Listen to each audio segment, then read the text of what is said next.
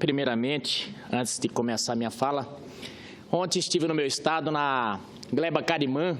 Queria aqui mandar, inclusive, um abraço para todos que estiveram ali, para o senhor Luiz da Carimã e a todos que estavam preocupados com a regularização fundiária, que é um sonho dos mato-grossenses, porque no Mato Grosso ainda existe muito conflitos de terra.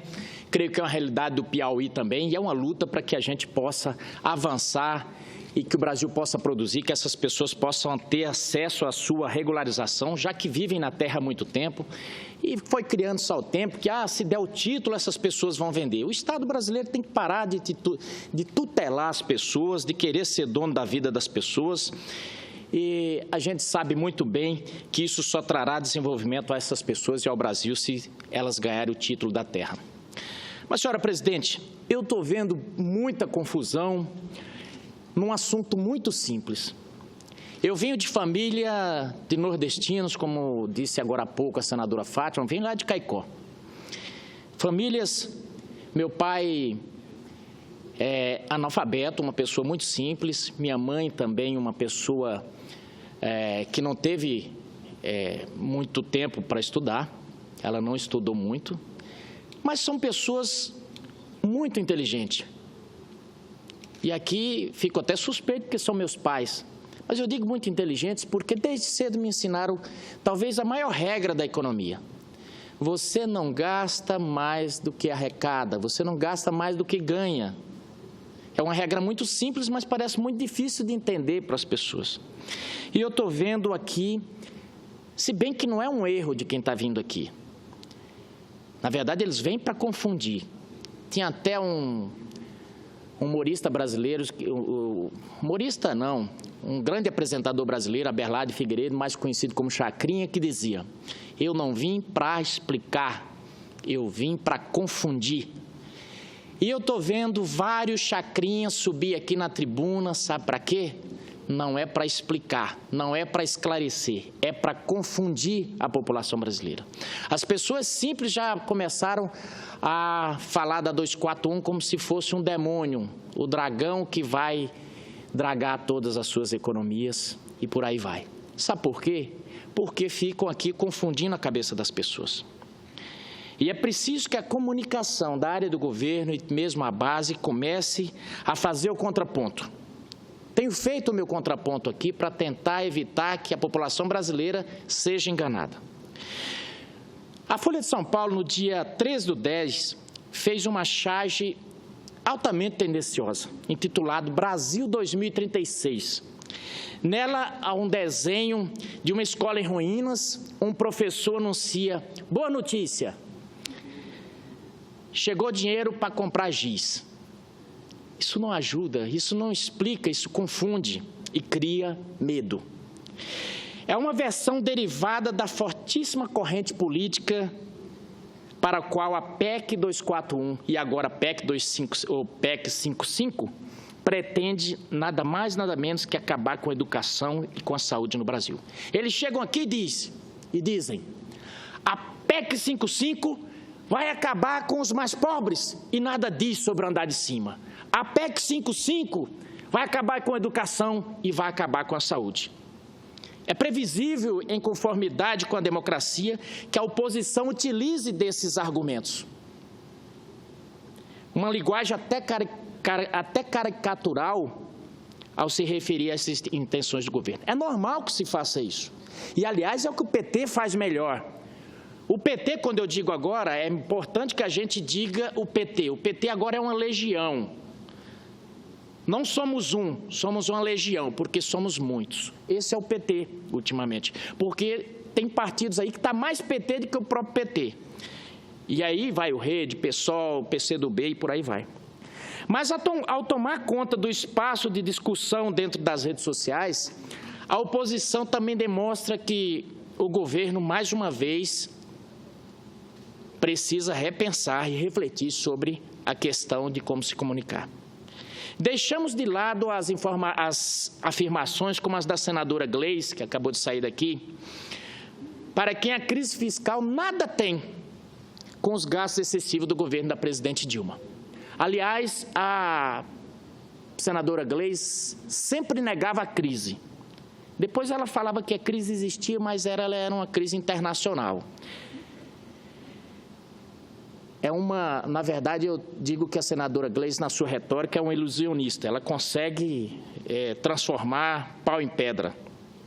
Seria apenas a soma dos juros altos com a queda da arrecadação provocada pelas pautas-bombas votadas no Congresso. Esse tem sido o discurso aqui. Mas vejamos, o projeto de orçamento para 2017 já foi enviado em agosto ao Legislativo. Para a saúde, um piso constitucional seria de 11 bilhões, 15% da corrente líquida da União, da receita corrente líquida da União.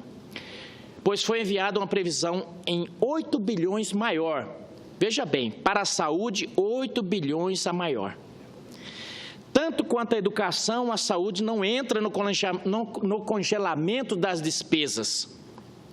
O congelamento só vale para o orçamento de 2018. No caso da educação, o governo federal não é responsável pelo ensino fundamental. É muito importante. As pessoas têm perguntado, nossa, vai acabar com a educação? Então, eu vou repetir para quem está nos ouvindo.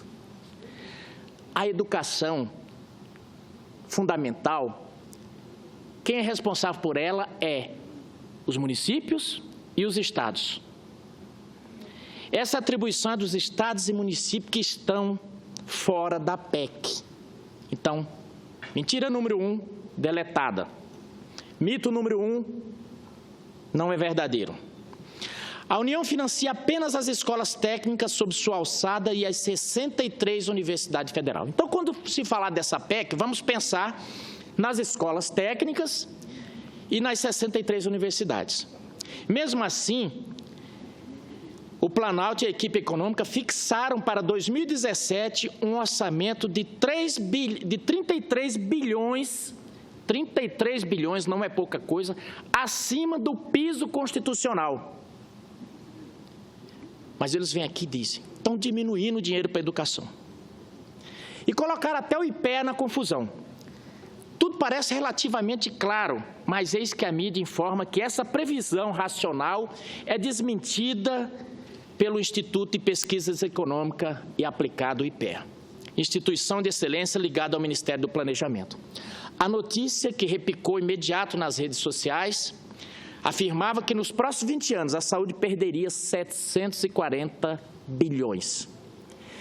Dois enganos graves em tudo isso. Primeiro, não é o estudo do IPEA, conforme desmentido pela direção do Instituto. Segundo, o cálculo supõe que as receitas do governo vão crescer nesse longo período e que o orçamento deixará de remunerar a saúde, segundo o piso constitucional, atingindo-se imensa e fantasiosa quantia. Com relação à educação, novos delírios. As universidades federais têm uma estrutura que escapa aos padrões internacionais, com peso orçamentário da burocracia, a atividade meio, bem maior que o peso orçamentário de técnicos e professores, que é a atividade fim. Dentro da própria Universidade de São Paulo, que não é federal e não será atingida pela PEC, sobrevivem modelos diferentes. A Escola de Comunicação e Artes, o ECA, custa bem mais em termos de burocracia que a Faculdade de Economia e Administração, a FEA, da USP.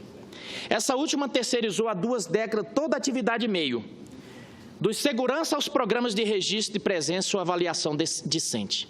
Ou seja, as universidades federais podem continuar a crescer, mas precisam modernizar seus modelos, os modelos de gastos. O caso é que, durante anos, foram se criando o que eu digo, vacas sagradas, bezerros de ouro a serem adorados e que essas pessoas louvam. E isso vai engessando, vai deixando a universidade um elefante, uma coisa pesada. Se for para manter o peso excessivo da burocracia, que é sindicalmente forte, elas tendem a minguar em ensino e pesquisa. A escolha será delas e não do governo. No mesmo leito em que corre águas confusas, circula um estudo atribuído à Fundação Getúlio Vargas, pelo qual o salário mínimo seria hoje de R$ 400, em lugar de 880, com a PEC de hoje, se a PEC de hoje tivesse sido aplicada a partir de 1998. E aqui quem replica esse discurso por várias vezes, como se fosse um pingo, uma nota, uma sonata de uma nota só, é o senador Lindbergh. Eis que o estudo é de autoria de um economista que é apenas professor da Fundação Getúlio Vargas e que não fala em nome dela, tanto quanto da consultoria do qual é funcionário. O modelo que ele criou é ficcional. Seria o mesmo que aplicar uma projeção sobre a taxa de inflação de 2015, caso em 94 não tivesse entrado em vigor o Plano Real. Mas é de se estranhar que essa turma seja contra essas mudanças? Não é de se estranhar, porque parte da esquerda brasileira se acomodou e deixou de ser esquerda para passar a ser o mais reacionária das correntes políticas. Porque o sujeito reacionário ele não admite mudanças, ele quer quase que o túmulo. O que eles querem é a morte, não tem lugar mais seguro do que a morte. Sabe por quê? No cemitério não tem mudança. O máximo que acontece no cemitério é a pintura do muro e a limpeza dos túmulos quando se aproxima o dia de finados. No mais, é paz e tranquilidade. Então, quem quer viver nessa inabalável segurança, está querendo a morte. O mundo é dinâmico e as coisas mudam. Então, dentro desse cenário de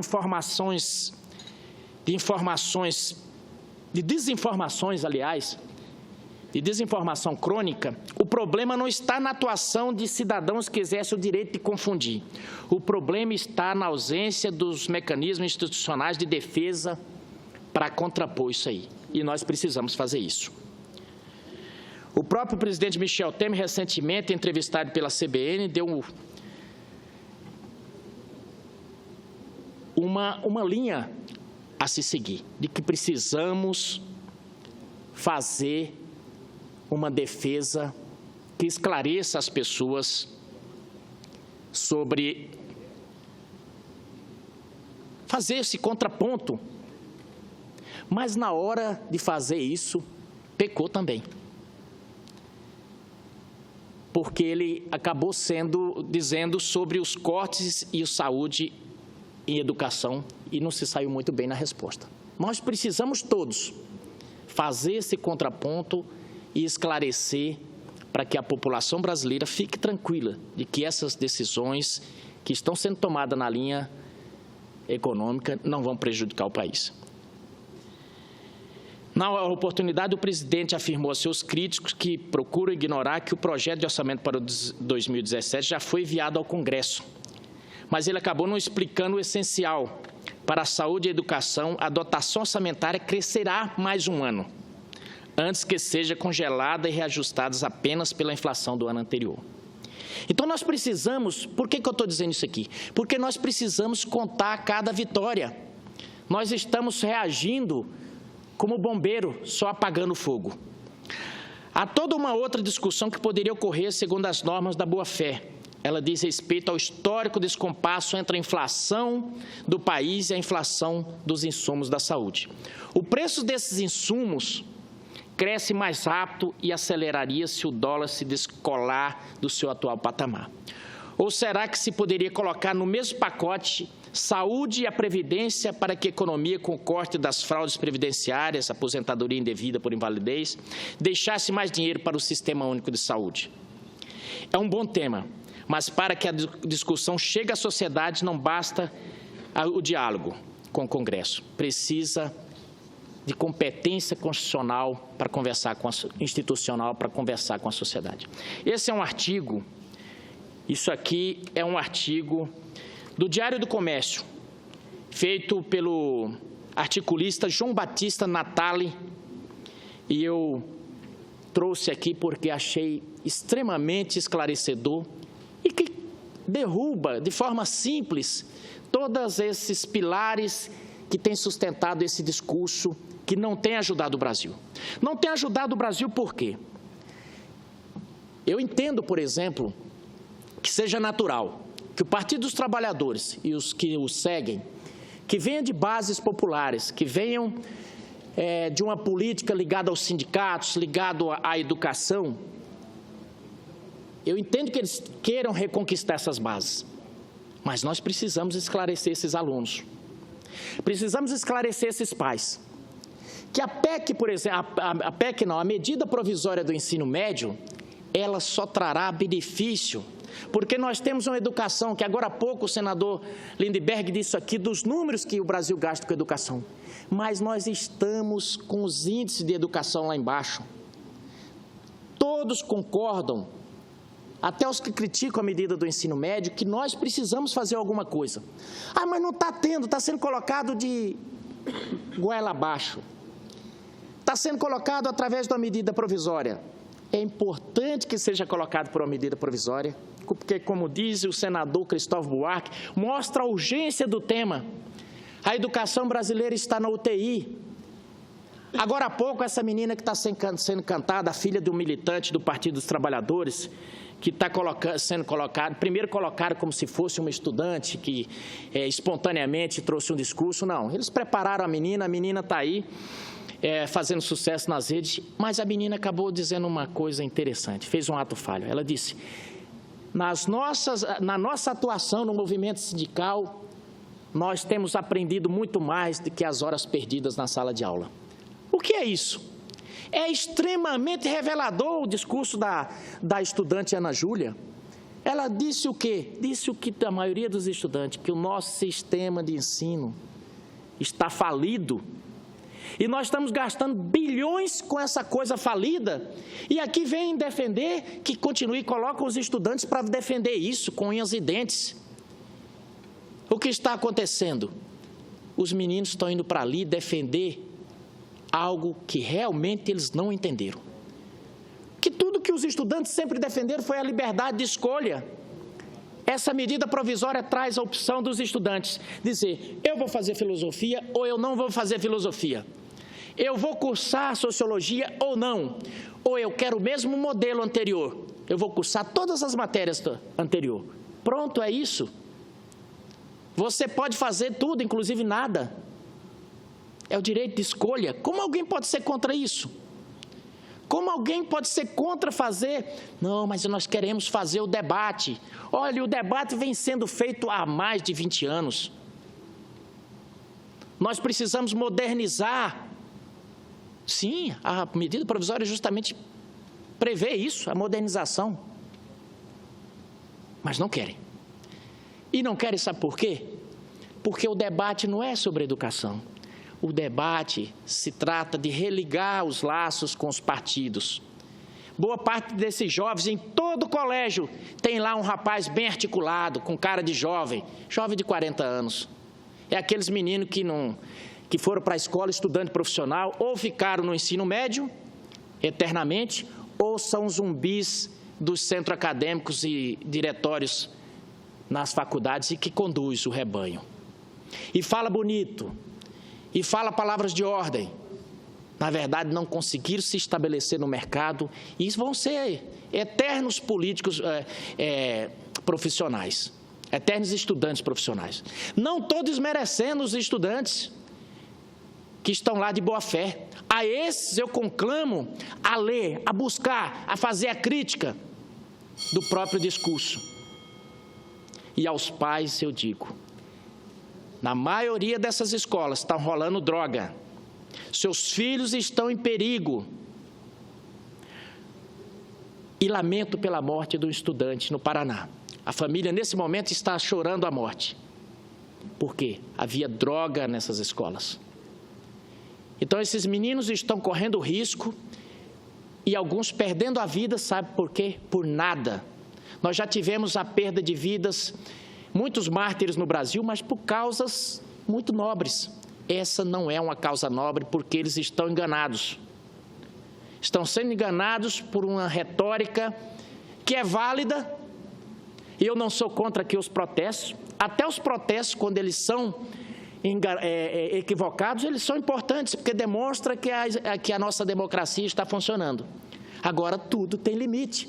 Nós não podemos permitir que esses estudantes de boa fé que estão lá sejam vítimas de bandidos. Porque tem bandidos se infiltrando nessas escolas.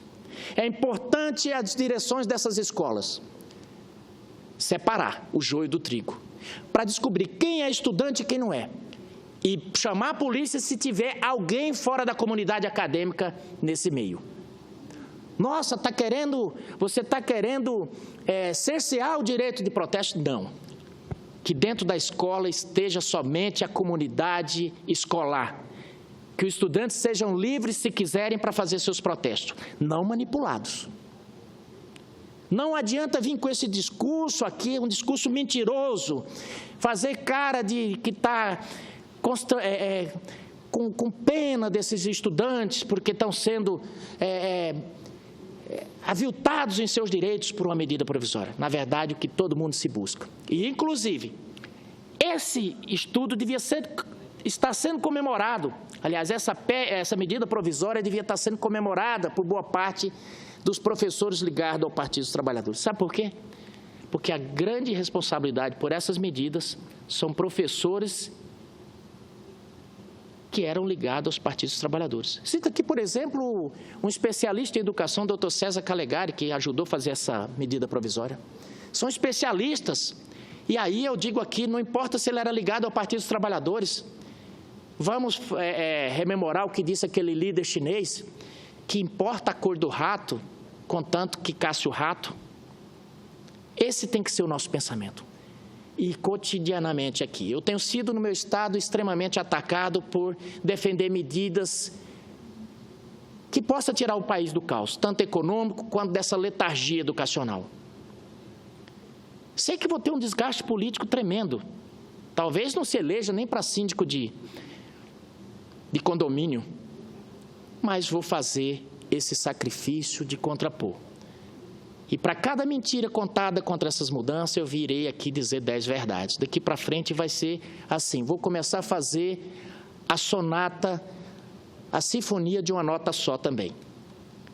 Nós precisamos fazer a economia da dona de casa, não gastar mais do que arrecada, não gastar mais do que o salário permite e, acima de tudo, buscar lutar por uma educação que faça a criança levantar de manhã cedo e, ao invés de se portar, de se sentir como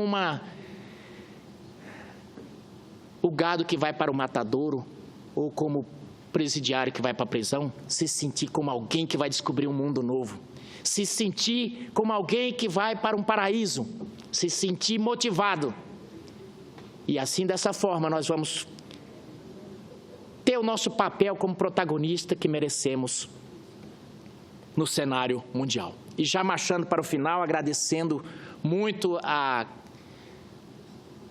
nossa presidente, que me concedeu um tempo a mais, embora tenha que ouvir todo o discurso contrário ao que ela acredita, mas nós temos, nesse momento no Brasil, que fazer esse debate, mas um debate intelectualmente honesto, não um debate rasteiro, não um debate simplesmente da retórica política para acusar o outro ou diminuir o outro, mas um debate de que nós precisamos ter uma outra educação, nós precisamos ter um outro rumo na economia. E por que isso? Porque ninguém acredita mais, o mercado, os trabalhadores, os empregadores não acreditam mais no país e estão indo investir no Paraguai. Nós precisamos sim fazer reformas, sair dessas vacas sagradas. Aqui, quando se fala em CLT, parece que nós vamos acabar com os trabalhadores. O que nós precisamos é preservar empregos. Então, nós precisamos de uma educação forte, nós precisamos de empregos e nós precisamos de uma economia forte. Como fazer isso? Como ter resultados diferentes se nós sempre fazemos as mesmas coisas? Isso é impossível, já dizia o pensador. Se todo dia nós levantamos e fazemos as mesmas coisas, como é que nós queremos resultados diferentes? Não tem como ser diferente. Então, nós precisamos nos mexer. Nós vamos fazer a PEC 241. Deu certo? Maravilha. Não deu certo? Vamos mudar. Por que ter compromisso com o erro? Muito obrigado, senhora presidente.